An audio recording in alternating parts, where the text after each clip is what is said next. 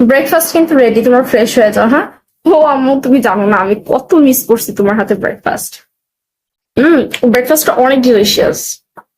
আমি যতদিন আছি সবার ফেভারিট নাস্তা বানাবো। মহারানী এখনো ঘোরা বেঁচে ঘুমাইতেছে আর আমি এখানে ব্রেকফাস্ট বানাইতেছি। ইভানা, ইভানা, ও ঘুমাতে দাও। জানো কি, দেখো আমি ব্রেকফাস্ট বানাইতেছি। আমার আম্মু তো বানাইছিল। আচ্ছা জানো কি না, দেখো না আম্মু ব্রেকফাস্ট বানাইতেছি কিচেনে, কি মনে করবে?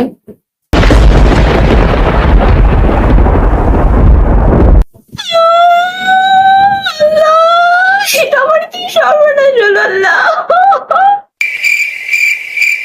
কি হয়েছে জান, তুমি কান্না করতেছো কেন? আমার হাজবেন্ডের এত বড় একটা রোগ তুমি দিছো আল্লাহ।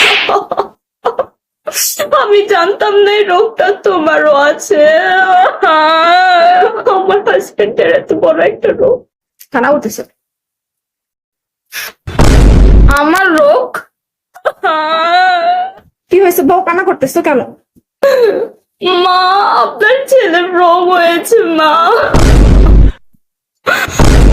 কি হয়েছে আমার ছেলের? ডাবল স্ট্যান্ডার্ড রোগ হয়েছে। Double standard? এটা আবার কি রোগ?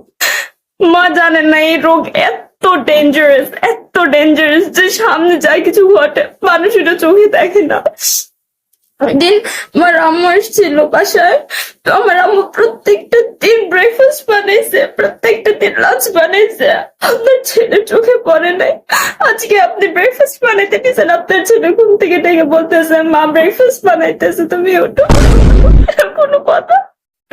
আপনার ছেলে আজকে দেখছে চোখে, এতদিন দেখে নাই।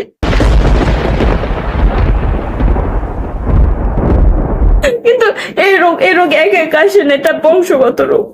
এই রোগটা আপনার থেকে আসছে।